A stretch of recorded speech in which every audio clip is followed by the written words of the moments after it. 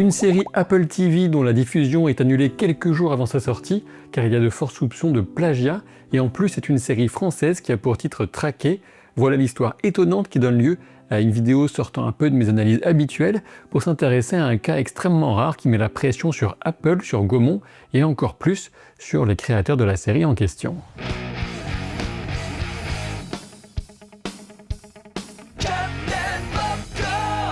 La série française Traqué, traduite par le titre The Hunt en anglais, devait sortir sur Apple TV le 3 décembre, dans une semaine donc, une série française puisque les plateformes en France ont l'obligation légale de consacrer une part de leur chiffre d'affaires à la production d'œuvres locales. La série Traqué est clairement un projet de Cédric Angers, qui en est le créateur, réalisateur et scénariste. La production exécutive de la série avait été confiée à Gaumont avec notamment des gens qui avaient travaillé auparavant sur des projets comme Becoming Karl Lagerfeld sur Disney+, Totem sur Prime Video ou encore Lupin sur Netflix. Apparemment, la consigne consiste pour l'instant à respecter le silence radio sur cette annulation de dernier moment qui représente forcément un certain préjudice financier pour Apple TV, même si on sait qu'Apple a les reins plutôt solides. Ce qu'on a de plus proche d'un communiqué officiel est une déclaration de Gaumont au célèbre magazine et site Variety.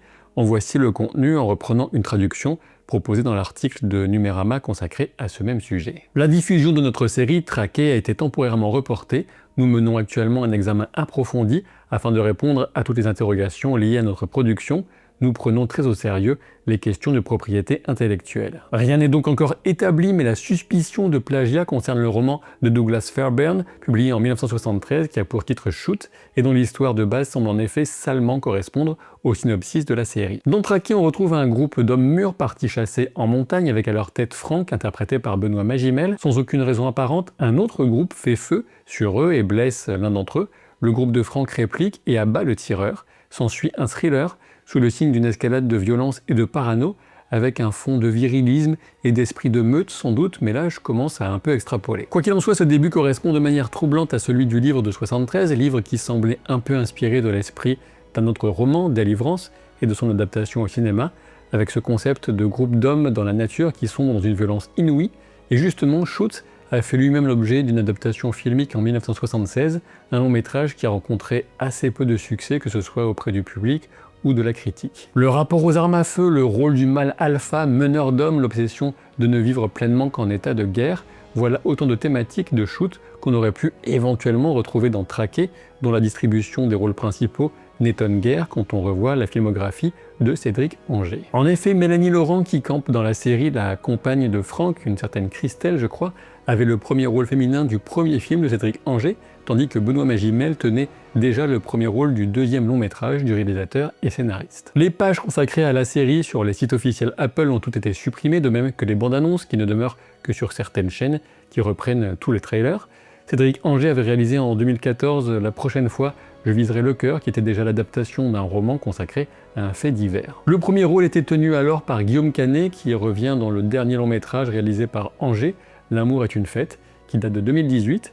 Depuis, Cédric Angers avait coécrit Voleuse, le film Netflix de Mélanie Laurent, en 2023, puis La femme la plus riche du monde, sorti il y a peu en salle de cinéma. Tout ça pour souligner que Cédric Angers n'est pas le premier venu, qu'il a du métier, qu'il a déjà travaillé sur des adaptations aussi, et qu'on a du mal à croire qu'il aurait pu prendre le risque insensé de s'inspirer d'un roman pour une série Apple TV sans blinder la question en termes de propriété intellectuelle. La série à venir a disparu des moyens de promotion Apple le 20 novembre, et Clément Garin, qui se présente comme un insider média de la mort qui tue, un type avide de scoop, qui avait notamment annoncé la mort de Thierry Ardisson sans respect des souhaits de sa famille, a été le premier à pointer cette étrange situation sur Twitter en renvoyant vers son propre site à abonnement. Quoi qu'il en soit, s'il n'est pas impossible qu'Apple TV se retourne contre Cédric Angers en justice, absolument rien n'est établi pour l'instant.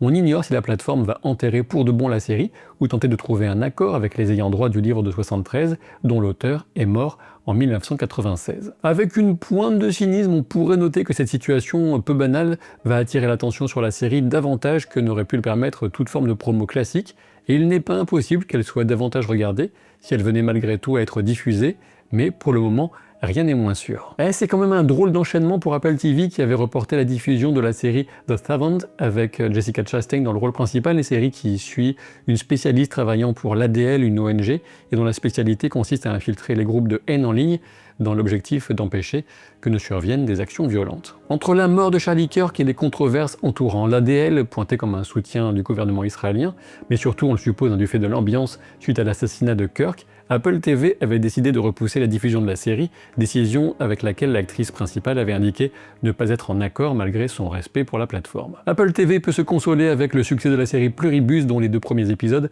ont battu le record de la plateforme établi par Severance saison 2. Reste à voir comment la saison parviendra à maintenir l'attention des spectateurs sur la durée. Pour en revenir au cas de traquer, on peut légitimement s'interroger sur ce qui n'a pas fonctionné en termes de contrôle interne avant la validation d'un projet dont la situation initiale ressemble autant à celle d'une œuvre existante. Même si cela peut paraître étrange, on peut supposer qu'Apple TV et Gaumont se sont contentés de la bonne foi de Cédric Angers, qui a, j'imagine, présenté Traqué comme une œuvre originale, mais là encore, aucune certitude à cet égard. Seule certitude, la question de la responsabilité va se poser, et ça la fout mal pour Gaumont et le sérieux du secteur français aux yeux de la plateforme. Alors est-on passé à côté d'un chef-d'œuvre avec cette série ? Je n'en sais rien bien sûr, je peux juste souligner qu'on ne comprenait qu'à grand-peine les dialogues mâchonnés par Magimel dans la bande-annonce, et que les dernières réalisations et créations de Cédric Angers ne bénéficient pas d'une cote d'amour ultra élevée quand on consulte les sites d'agrégation de critiques de spectateurs. Surtout, n'hésitez pas à me dire en commentaire ce que cette étrange situation vous inspire. La prochaine vidéo sera plus classique avec les premiers épisodes de la saison finale de Stranger Things qui arrivent à 2h du matin dans cette nuit du jeudi 27 novembre. Je vous dis donc à très vite et merci encore pour votre soutien à la chaîne avec les pouces, les commentaires, les abonnements. D'ailleurs, faute de tout ça, vous allez vous retrouver avec un recommandé des avocats de la marque à la pomme. Je vous dis que ça. Je dis n'importe quoi bien sûr. À très vite, salut.